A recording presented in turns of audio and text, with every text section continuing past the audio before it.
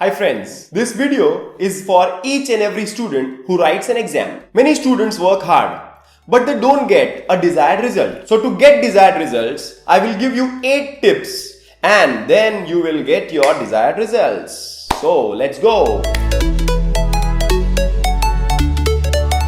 Tip number 1, first impression. Always remember students, your first impression is always your last impression. You have to read the mind of the examiner. First attempt only those questions where you are 100% confident that you are going to get full marks. If you are 100% confident in writing the objectives, then only go for objectives. Otherwise, take objectives at the end. For example, if I am the paper checker, अगर मैं examiner हूँ और मैं paper check कर रहा हूँ और एक स्टूडेंट है जिसको 20 में से 20 मार्क ऑब्जेक्टिव में मिले हैं, तो ऑटोमेटिकली आगे का इंप्रेशन उसके बारे में बहुत अच्छा हो जाए. मुझे ऐसा लगता है कि नहीं यार, आगे भी इसने अच्छा ही लिखा होगा. Point number 2 is selection. Always remember that selection and question paper reading is very important step. Waste your time in reading the question, but select only those questions which will give you full marks. Select those questions which will contain graphs, diagrams, charts, tables, formulas, because these questions will give you more marks. Point number 3 is writing question numbers and sub-question numbers.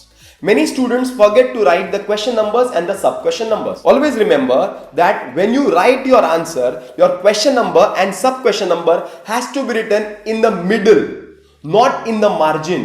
हमेशा question number और सब question number को तुम्हारे alphabets को बड़ा करके बीच में लिखना है. Point number 4 is introduction of the answer. A question is asked as types of money. You have to write what is money, you have to write definition of money, and then the types of money are as follows. Point number 5, underlining, highlighting the main points. Always remember that your answer must be in points. हमेशा points में लिखे हुए answer को ही ज्यादा marks मिलते हैं. Points के अंदर एक्सप्लेनेशन में अगर कोई इंपॉर्टेंट वर्ड है तो उस वर्ड को पेंसिल से you have to underline, so that examiner जब पेपर चेक करता है तो उसको क्लियरली मेन पॉइंट्स और उसके अंदर के मेन वर्ड्स दिखते हैं, then he gives marks. Point number 6 is uniformity. Your answer has to be uniform. मतलब ऐसा होना चाहिए कि तुम्हारे हर पॉइंट में एक्सप्लेनेशन 4 से 5 सेंटेंसेस का होगा और आंसर को अपने मार्क्स के हिसाब से ही तुमको लिखना है.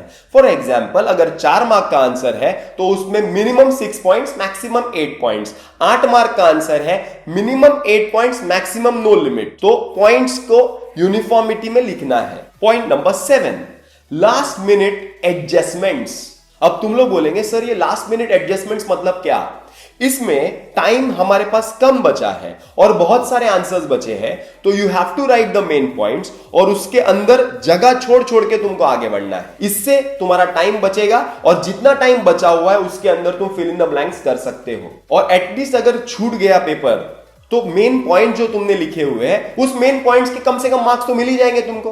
Point number 8 is last minute reading. मैंने बहुत स्टूडेंट्स को देखा है, पेपर कंप्लीट होने के बाद वो लोग कभी आंसर पेपर रीड नहीं करते हैं. उनको ऐसा लगता है कि हमने अभी अभी तो पेपर लिखा है. लेकिन स्टूडेंट्स, एक बात हमेशा याद रखना, paper reading is a must. पूरा आंसर पेपर रीड करना है. कोई आंसर तुमने छोड़ दिया है, कोई क्वेश्चन नंबर लिखना छोड़ दिया है, कोई फिल इन द ब्लैंक अगर तुमने छोड़ दिया है, तो उस मोमेंट पे वो लास्ट 5 मिनट में, लास्ट 10 मिनट्स में रीड करके वो तुमको कंप्लीट कर देना है. So students, these were my 8 points on presentation of paper. अगर ये पॉइंट्स तुमको पसंद आते हैं तो प्लीज मुझे कमेंट में लिखना और जीन रॉक्स को सब्सक्राइब करो. My self Shahid Memon signing off. Thank you.